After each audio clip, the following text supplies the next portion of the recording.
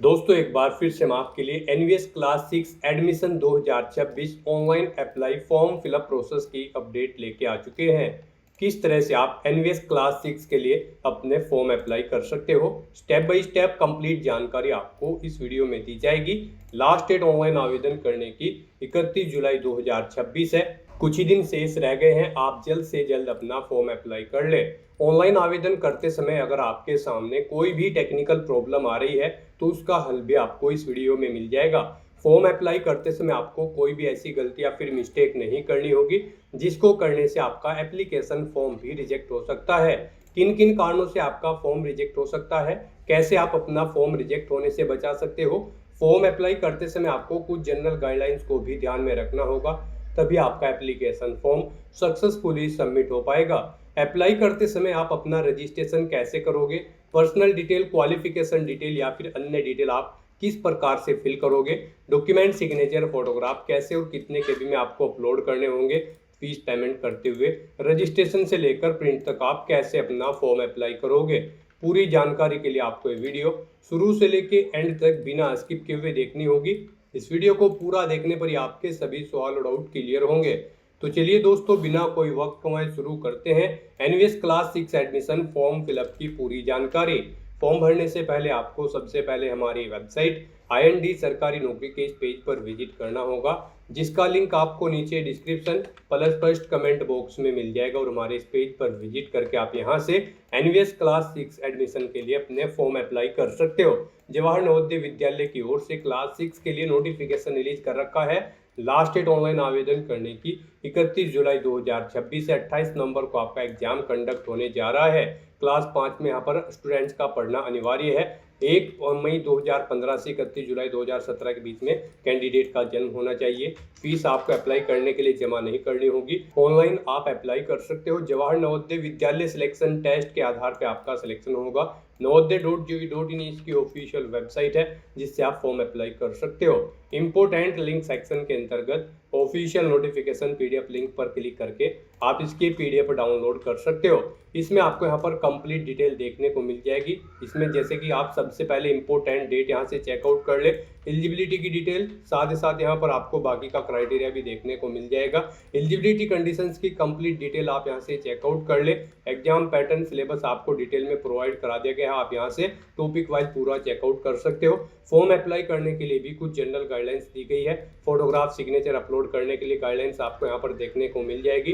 तो आवेदन करने से पहले आपको ऑफिशियल नोटिफिकेशन की PDF पूरा पढ़ना अनिवार्य है। इसको पूरा पढ़ने से ही आपके सभी सवाल और डाउट क्लियर होंगे। PDF रीड आउट करने के बाद में आपको अप्लाई ऑनलाइन के इस लिंक पर क्लिक करना होगा, तो आपके सामने ऑनलाइन आवेदन करने का ये ऑफिशियल पोर्टल ओपन हो जाएगा। गाइस, यहाँ पर आने के बाद आपको कैंडिडेट कॉर्नर के इस सेक्शन में आना है और फिर आपको यहाँ पर click here for registration for class 6 JNVS 2027-28 के इस लिंक पर क्लिक करना है। उसके बाद आपके सामने कुछ इस तरह से इंटरफेस ओपन होगा। अब यहाँ पर आपको कक्षा 6 में एडमिशन लेने के लिए सबसे पहले अपना रजिस्ट्रेशन करते हुए फॉर्म फिल करना है। यहाँ पर आपको कुछ जनरल इंस्ट्रक्शंस दी गई हैं। फॉर्म फिल करने से पहले आपको इन्हें केयरफुली रीड आउट कर लेना है और यहाँ पर साथ ही साथ आपको अनिवार्य पात्रता की घोषणा के लिए भी कुछ इंस्ट्रक्शन दिए गए हैं। आपको इन्हें भी ध्यानपूर्वक पढ़ना है और फिर अपना फॉर्म फिल करना है। यहाँ पर अभ्यर्थी ने पिछले किसी भी वर्ष सत्र में JNVST परीक्षा में भाग नहीं लिया हो तो वह अप्लाई कर सकते हैं। यहाँ पर कक्षा 5 से प्रोन्नत होकर 31 जुलाई 2026 को या उससे पहले किसी मान्यता प्राप्त स्कूल में कक्षा 5 में विधिवत रूप से प्रवेशित हुआ है, वो कैंडिडेट अप्लाई कर सकते हैं। और यहाँ पर अभ्यर्थी केवल अपने निवास जिले के लिए आवेदन कर रहा है और कक्षा 5 की पढ़ाई या तो उसी जिले से या फिर 10 किलोमीटर की दूरी के दायरे में किसी पड़ोसी जिले में स्थित मान्यता प्राप्त विद्यालय से कर रहा हो तो ही यहाँ पर एलिजिबल होगा, अप्लाई कर पाएगा।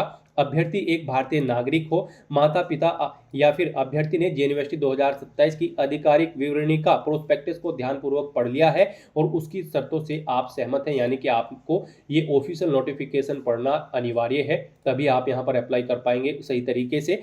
और आपके पास एक वैध आधार नंबर होना चाहिए या फिर किसी सक्षम सरकारी पदाधिकारी द्वारा जारी किया गया आपके माता पिता का एक वैध निवास प्रमाण पत्र यहाँ पर होना चाहिए। तो इन डिटेल्स को रीड आउट करने के बाद आपको अपना फॉर्म अप्लाई करना है। यहाँ पर अब आपसे पूछा गया है कि आपने जो ऑफिशियल नोटिफिकेशन है इसे आपने केयरफुली रीड आउट कर लिया है प्रोस्पेक्टस को, तो यहाँ पर आपको येस ऑप्शन सेलेक्ट करना है। फिर यहाँ पर आपसे पूछा गया है कि क्या आपके पास आधार नंबर है, अगर है तो आप येस करेंगे और यहाँ पर अपना आधार नंबर एंटर करने के बाद सबमिट के ऑप्शन पर क्लिक करेंगे।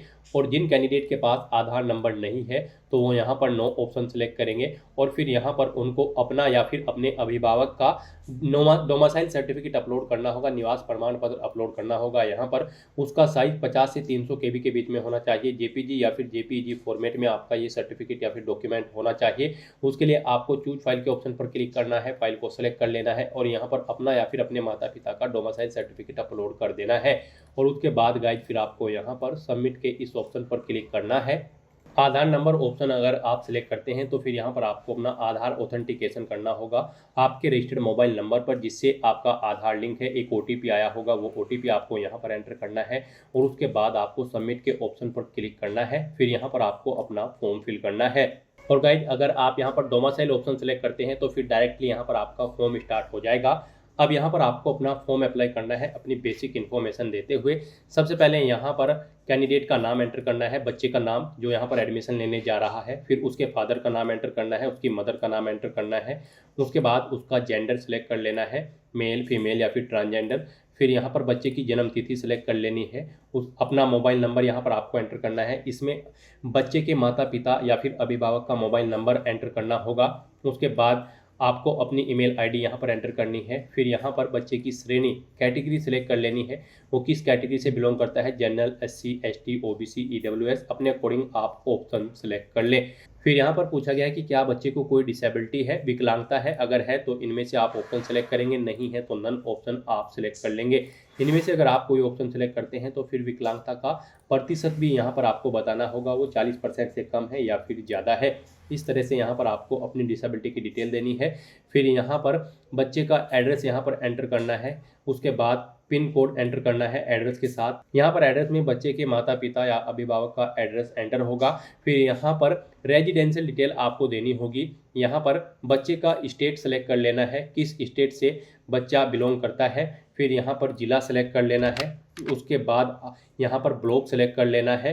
फिर यहाँ पर पूछा गया है कि क्या बच्चा NIOS ओपन बोर्ड का अभ्यर्थी है, अगर है तो यस करें और फिर बताएं क्या आप 31 मई 2027 से पहले NIOS से भी प्रमाण पत्र प्राप्त कर लेंगे। अगर कर लेंगे तो यस करें, नहीं तो नो ऑप्शन सेलेक्ट करें। और अगर बच्चा NIOS का अभ्यर्थी नहीं है तो सिंपली आप यहाँ पर नो ऑप्शन सेलेक्ट कर लेंगे।